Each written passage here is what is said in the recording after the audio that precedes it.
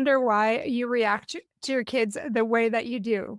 Or why certain family situations really push your buttons? This episode speaks to that. We talk about how understanding your family history can shape your parenting style. And I give you some tips on how to transform those insights into positive changes in your life. Trust me, you're going to see the real benefits in your family, especially as the family holiday gatherings are just around the corner. So don't miss this.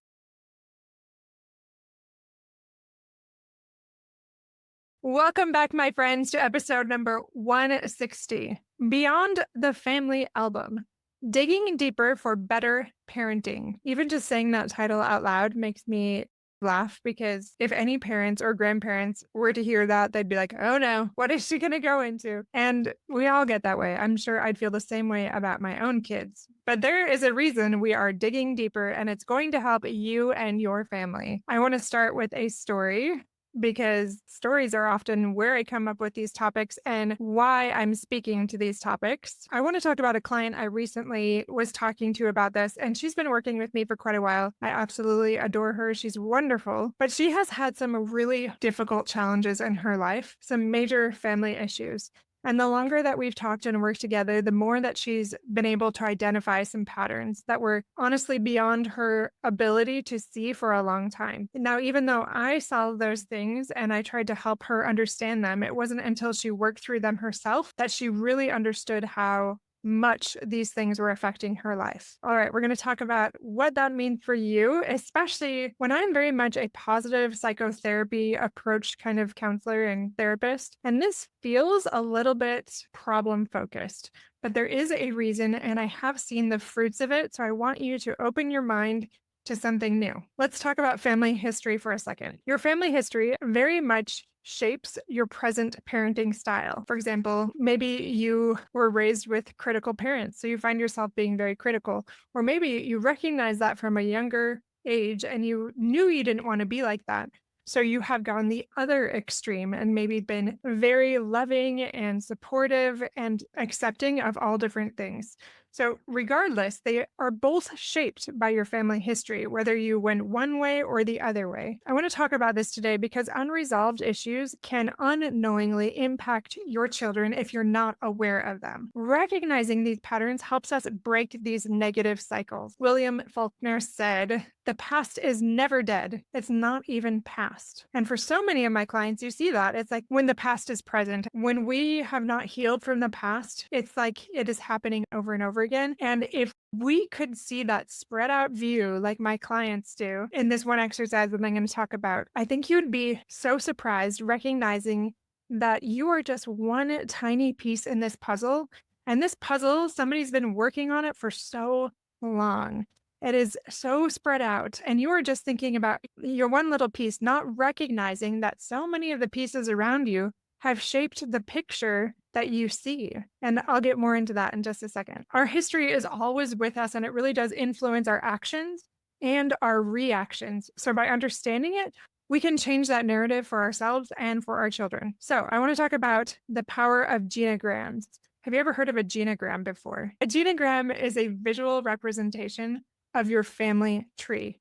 Now, it's not just drawing it out like you might see on a family history website or something like that. It's not that. But this goes beyond your basic family structure, and it shows relationship patterns and things like mental health illnesses or things like divorce or abuse. It can feel problem focused, but again, for a purpose. I remember when I was in my master's program, I did this for an exercise. I think I mapped out 3 to 5 generations of my family, starting with my own children and my husband and going up as far as I could with being able to still get accurate information. I believe I might have gone to my great grandparents, but made a lot of phone calls to family members. That's always a fun one to do, and it makes people a little nervous. But people that I knew would be more open and receptive. And I started gathering information like, did Aunt Jane have any diagnoses? Did she have any struggles? A lot of times they didn't do that back then, or even really now, a lot of people don't know. So the best that they're able to tell, like what was going on in her life. You can even document things like death, divorce, there's a lot of YouTube videos you can check out if you want to create one yourself. Regardless, if you do it or don't do it, I want you to understand these concepts and why it's important to understand these patterns. Going back to my client, I've done this with a few different clients. I often give it for homework because it can take a while. But when you see it all mapped out, like I think I had one giant poster board that like I mapped out all these things, and I did a lot more than probably most people would do. But when you have it all mapped out when it comes to relationships and possible mental health issues or abuse, you start to see how it affects everybody around you, and you start to see how generational pain transfers. And all of a sudden, the good thing about this is that when you see these patterns branch out all over the place, a lot of people feel very anxious about that and they want to hide that and put it away. But I actually think it is very freeing to recognize it's not just your story, nor has it ever been. And when we can see things clearly, we can teach our children, hey, this story began well before you.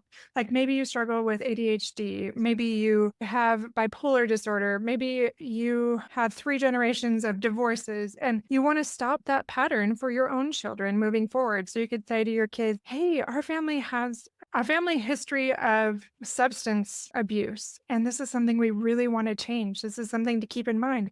Look at this genogram. Look at our family. This is where it's all been mapped out. And this is not a judgment thing.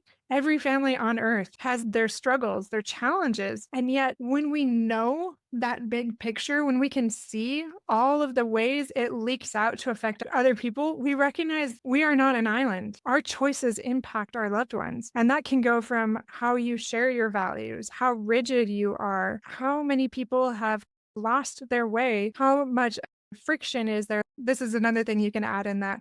Like maybe there's estrangement, so people aren't talking. There's several books that you can get or videos you can watch, but there's even ways to indicate what role the family members played, like the Joker, the golden child, different things, or the black sheep. Like all of these things help create that pattern. And it just depends on how deeply you want to go into that. But I found it so freeing. Now I'm getting a little off track here, but just imagine that even if you're not going to sit down and do this yourself, or maybe it could even be a brief family exercise, again, to focus not on everything that's wrong, but to recognize how you can change patterns. It really can be eye-opening, and it's about creating a better future. Again, when you discover those patterns, you discover those recurring themes or that conflict in that extended family tree that have been passed down again and again. So when we understand that, it helps prevent their recurrence. It also helps improve current relationships, and it normalizes these things. We all have something that we go through, and it's like, what are we going to shape for our future? The past has shaped us. What do we shape for the family that moves on from us? It's so much easier to change patterns when we are aware of them. Socrates said, the unexamined life is not worth living. So this ancient wisdom that he just talked about applies to our family lives too, because as we examine our past, we can make an informed choice or choices about our future. And by ignoring these, it doesn't make them go away, but it allows it to manifest again for another generation. And in the case of my client, that's what she saw. There's so much addiction, and she was carrying so much shame, so much weight for her own addiction. And I said, wait a second, let's look at this big picture here. This is well beyond you. And that is not to not accept ownership, but to recognize that this is not just her story and that this is a family affair and the family needs healing. And there's only so much you can do when you're an adult child trying to help. But she is now a path paver for her family, and she can create a greater awareness, and she very much has. She's a pioneer when it comes to improving her mental health and wellness and recovering from addictions. And she can teach them in ways they haven't been taught maybe in generations. And it is so beautiful to see. All right, I want to go back to those examples again. So you can identify things like addiction.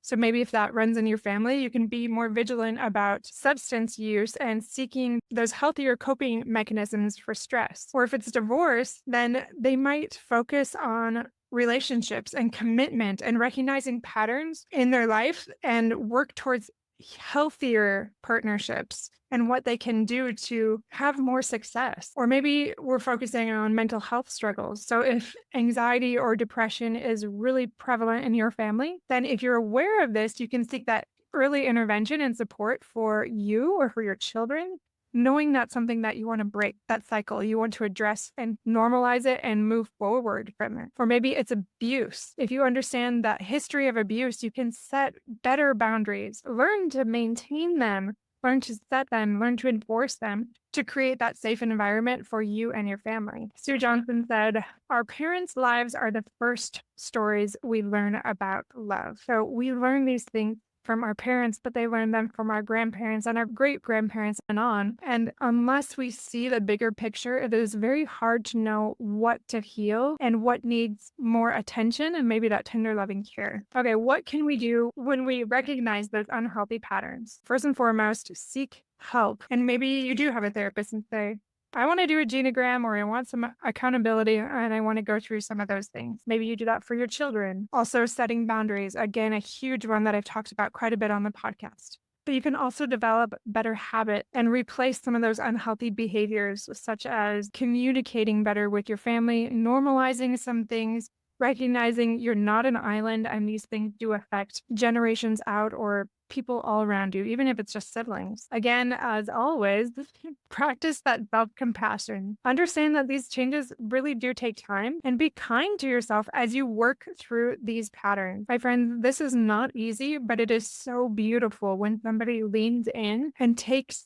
ownership and says, yes, this is something that has been a struggle for my family for generations. And there's something that I'm going to do to disrupt that negative cycle. Again, don't forget, this can be a positive cycle as well. I don't want it to just be negative or problem focused, but it goes both ways. But usually the ones that we're trying to fix are obviously negative. So why does this matter for you today? As an overwhelmed parent, seeking to find greater fulfillment and improve your mental health and wellness. Understanding these things and understanding your triggers can help you respond better to stress. It helps you understand those unhealthy patterns and allows you to create these new ones that are more positive, more adaptive. It also improves your self-awareness and leads to better parenting and that personal fulfillment that we're always seeking for. Joyce Meyer, I've quoted her several times, but she says, the greatest gift you can give your family and the world is a healthy you. Again, think about those ripples that spread all over the place, right? It is not just us. We are not just an island. We affect so many people, not only your family members, but your friends. All right, my friends, that is all I have for today. I just want you to remember that you are not an island. Your family history does impact your life. It continues to impact your life, but you don't have to let it in a negative way. When you dig into that family album and dig deeper, you are able to remember that path paver, that pioneer for positive changes. Best of luck to you as you dig in deeper and change those patterns. Again, especially for the holidays, and that full self-righteousness, but with that curiosity and that willingness to change, to improve your situation for you and your family, and the self-awareness and the courage to do so. Just a reminder that we have those amazing courses coming up. It's starting to be released January 1st. 2025. So check those out on fulfillmenttherapy.org. And if you're interested in being an intern, we have a new group that will be starting out in January. We'd love to have you on to help us grow fulfillment therapy and be part of spreading the message and reach greater fulfillment. So check that out as well. And find us in all the places in the Show Up program. And we'll see you back here in just a few days.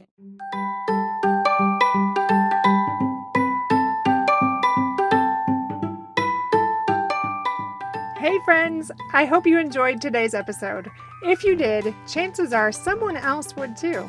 Would you take 30 seconds to share this with a friend who's looking for greater family fulfillment? And while you're sharing, tell me what you think about the show by leaving a review on Apple Podcasts. It refuels me when I hear this podcast is helping you, no matter what your house or your hair looks like. I'll meet you back here every Monday and Thursday morning for more episodes. Until then.